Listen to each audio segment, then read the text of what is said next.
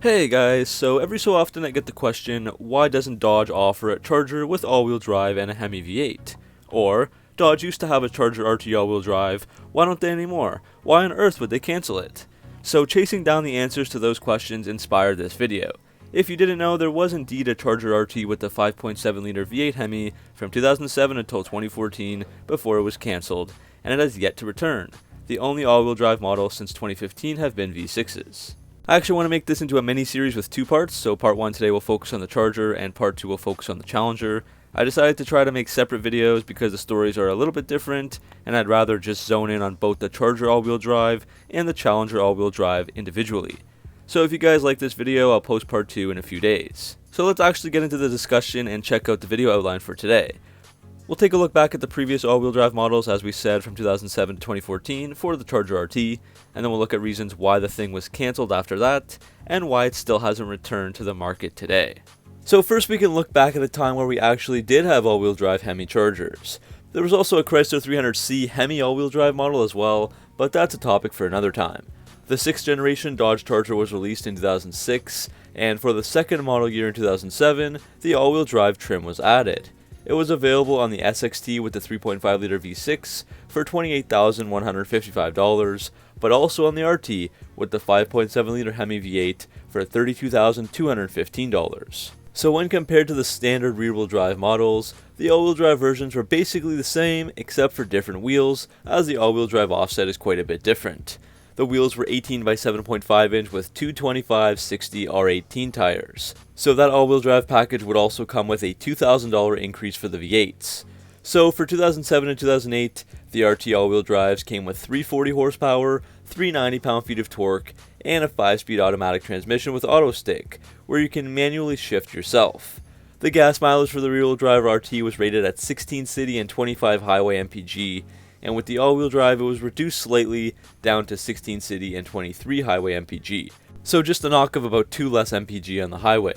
This all-wheel drive system had a Magna Stair transfer case with a full-time all-wheel drive system with a 38/62 torque split front to rear, so that means the system was always on all the time. Also, for another note, I do think these all-wheel drive systems are really cool, and I'd like to make a little video that focuses exactly on how the system works on the various Charger all-wheel drive models and years, so let me know if that's something that you guys might want to see. Moving along, there were improvements for 2009 where the all-wheel drive models came with the Borg-Warner Torque on Demand system, so that had an active transfer case and front axle disconnect. So when all-wheel drive isn't needed, the system automatically disconnects the front axle and opens the transfer case to reduce friction and rotational mass. And there are a few triggers that will automatically reconnect the axle if the rear wheels spin, so that would be when the wipers are constantly on, when the air temperature outside is below 0 degrees Celsius or 32 degrees Fahrenheit, when the stability control system is turned off, or when you go into auto stick mode. And you can tell when the axle is disconnecting with a light on the dash cluster. Dodge says that this helped to improve the fuel economy by 1 mpg, while also keeping the same maximum power split to the front wheels. These 2009 and 2010 RTs also got a bump in horsepower, up by 28 to 368, and a small bump in torque from 390 to 395 pound-feet. For the 7th generation Charger from 2011 to 2014, there was a new body style and interior, and the RT all-wheel drive returned once again with the 5.7 liter Hemi V8, this time with 370 horsepower and 395 pound-feet of torque, and it also retained the Torque on Demand system as we talked about. The RT all-wheel drives got 19-inch wheels with 235/55 R19 tires, while the regular RTs would get 20-inch wheels, but there also was a 20-inch all-wheel drive wheel option. It's worth mentioning that the SXT all-wheel drive returned as well with the new 3.6 liter Pentastar V6, so that made 292 horsepower and 260 pound-feet of torque. There were quite a few trim levels here, like SXT and SXT Plus all-wheel drive, RT and RT Plus all-wheel drive, and RT Max all-wheel drive. So the latter of which is basically a fully loaded RT with all the options standard. So you get the 8.4-inch Uconnect touchscreen with navigation, heated and cooled front seats, adaptive cruise control, and even heated and cooled cup holders. Something like the RT Plus all-wheel drive was more of a mid-level trim with less features. There was also a very nice all-wheel drive sport package that you could get on any one of these all-wheel drive models for 2013 and 2014, and that would change up the look of it with a gloss black painted grille, 19-inch wheels, paddle shifters, sport mode transmission calibration, Beats audio sound system, sport seats, and more.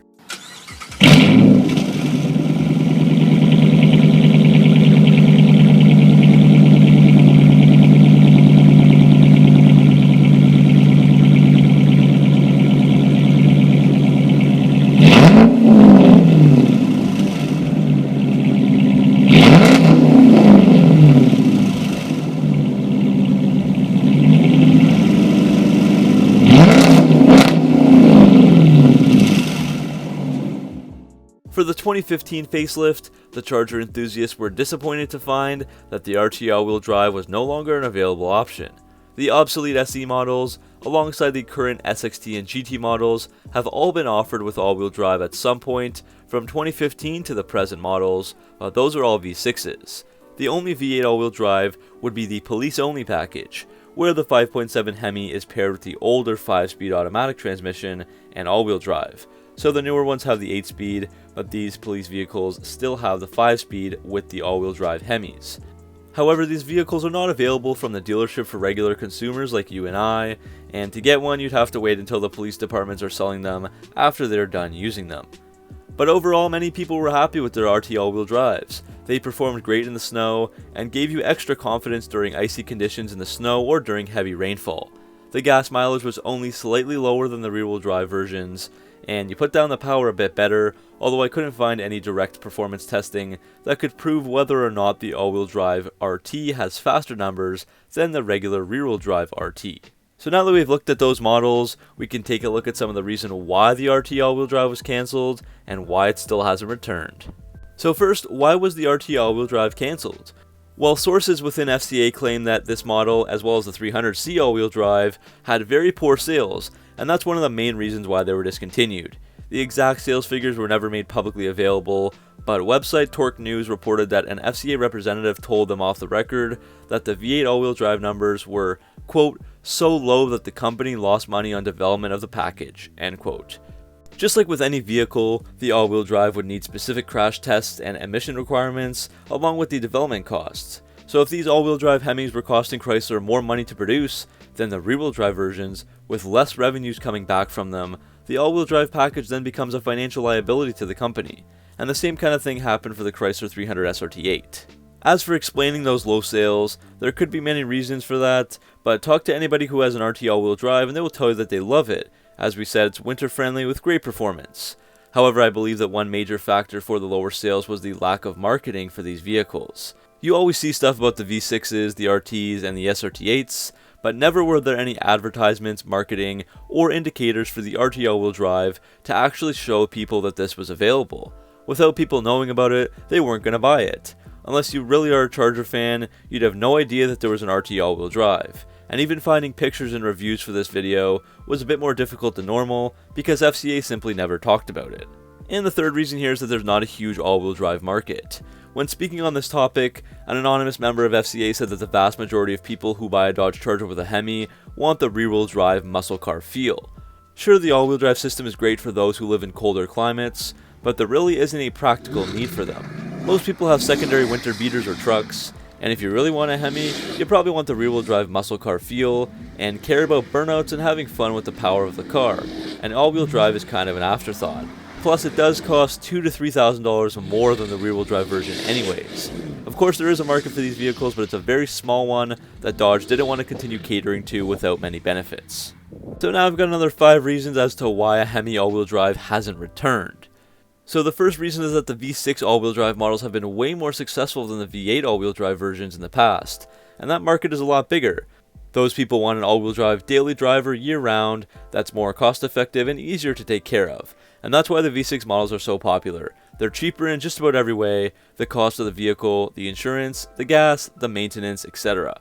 These people don't want to buy a winter beater or spin out in the snow, they just want their V6 Chargers to be able to handle it, and this opens up a bigger market where the SXT and GT all-wheel drive Chargers sell quite well. The second reason would be that the all-wheel drive system isn't designed for high performance, and it would require major investments to make it compatible with the likes of the Scor Packs or Hellcats.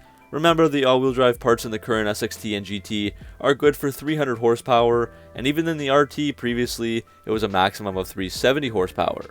So it's crazy to think that these all-wheel drive systems could be used with the Hellcat without the transfer case getting ripped up with all the horsepower and torque that vehicle produces. So moving on to the next reason, okay fine, so why not make a new system that works with the Scor Pack or Hellcat? And that would be because there are many complexities involved here. These upgraded parts need to fit seamlessly under the chassis of the Charger without changing the ride height, and that could be an issue since there's not as much room down there as there is for the Durango Hellcat or Grand Cherokee Trackhawk, both of which come with all-wheel drive. So as I see it, the options would be to use the Jeep all-wheel drive system and alter the Charger chassis, or develop all-wheel drive parts that are unique to the current Charger chassis and can handle big power. And both of those options are expensive tasks. And even if you develop the new all-wheel drive parts, there are even more questions after that, like if they can be cross-compatible to use with the V6, or if the V6 and V8s get entirely different systems.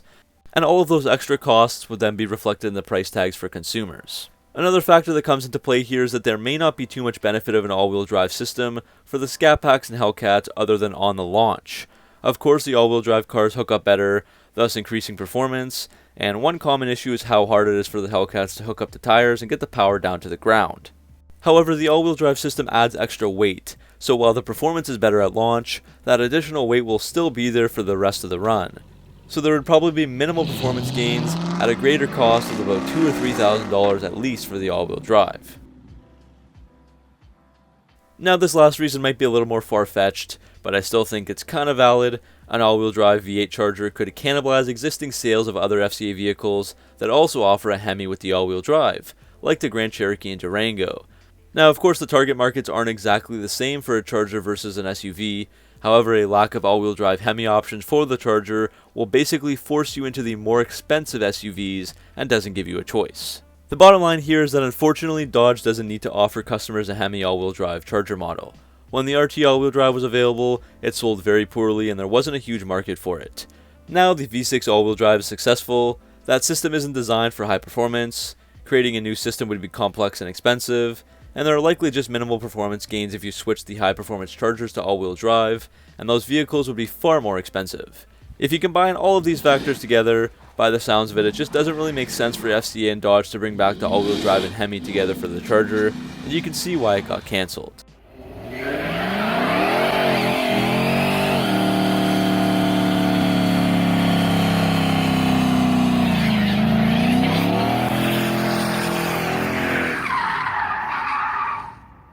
Alright, so that's the end of this video, guys. Hopefully you enjoyed this in-depth discussion about the Dodge Charger Hemi all-wheel drives. What do you think of this model, and would you buy a new RT or even SRT model with all-wheel drive if it was offered? Is that something people are interested in again? Let me know down in the comment section below. I hear people talking about wanting these, but then again the last model sold really poorly, so I'm not really sure. Anyways, thanks for watching, make sure to like and subscribe for all your Mopar content, and I'll see you guys in the next video.